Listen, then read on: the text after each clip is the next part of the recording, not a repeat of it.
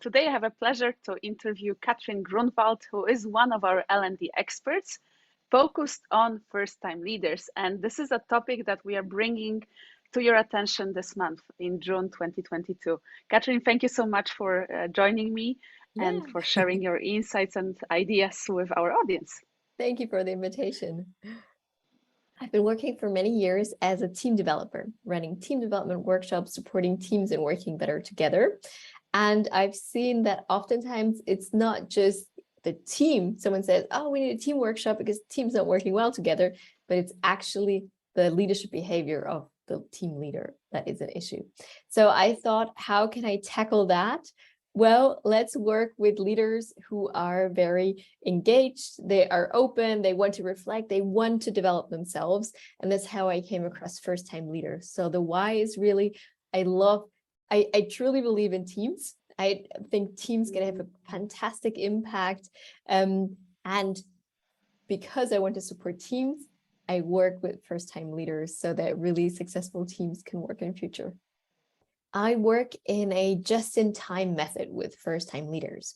So oftentimes organizations might have some leadership development, which is great. However, in this transition period of moving from team member role as a team leader, and that's where I come in as a coach, and also with different kind of in-house training programs where for my organization, the Globe team, we support first-time leaders in moving swiftly from team member to team leader. I would say it's two things. It's on one hand, I often see the challenge of people who are more in it, like have a huge technical expertise and they get promoted to a leadership position. And then moving mindset wise from I'm an expert, I do deep dives to, okay, wait, my role is changing. I'm taking care generally of the team. What can I do as team lead to support the team in performing well? So this is number one, the mind shift change. And number two, really on basic skills. So how do I run a one-to-one meeting? How do I design the communication we have on one-to-one or also team meeting wise? How do I give feedback is a very big topic. And especially if you've been a team member before and are now the boss of your former team members. So those are all questions where we can support new team leaders in really feeling at ease and knowing how they can run and lead their teams. Diversity actually is the right word because we work with startups. So it's different sizes when they realize, okay, we were a founding team, we had the first employees, now we're growing. And actually, none of us has ever had any leadership training or experience before. So that's where we work at the 40, 50 people size of startups. We also work with individual clients. Oftentimes they come from large corporates where there is a leadership training in place. However, like 6 months after they started the leadership role and they're like, okay, I need support now. Those are clients. We also work more in the area of team development, also with governmental organizations, NGOs. So it is a large variety. What unites them, I would say, is that they're all international teams.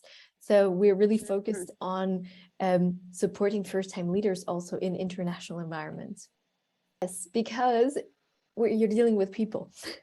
So of course, structurally, it's completely different. Like if you're in a large corporate, also to have in mind things like, say, corporate politics or different kinds of networks, different stakeholder management. But even there, stakeholder management, it always has to do with people. So when people asked me, or I was at a webinar this morning, and we also spoke about that, where it was about can anyone lead, basically, or what you have to do to be a leader? And my answer is always, you have to like people. So if you like people, if you like to develop people, if you enjoy interacting with people, that's the basis.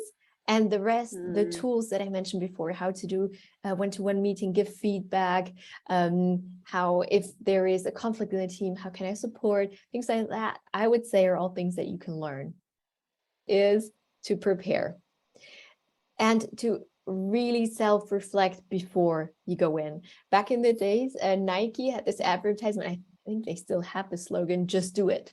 So of Just course do you it, can yes. just do it and start. And it's like, okay, here, I'm leading. Hi, I'm your manager. However, my recommendation is it pays off to prepare beforehand. So to reflect for yourself, what kind of leader do I want to be? Like, what are examples of leaders I've seen? What behaviors did they show? What do I want to do? And where is it like a no-go, where as a team member, I saw no way?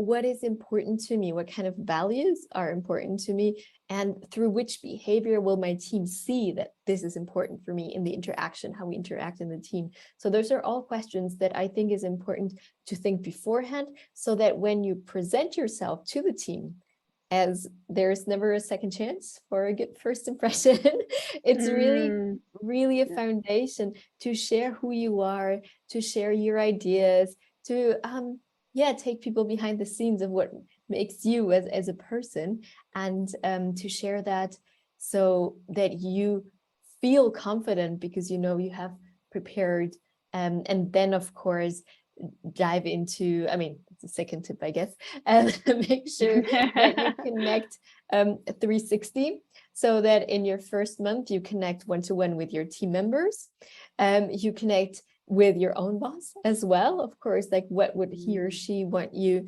to, not only content-wise, but also relationship-wise, lead the team, and your peers, who from your peers could support you in, well, bringing successful in your team.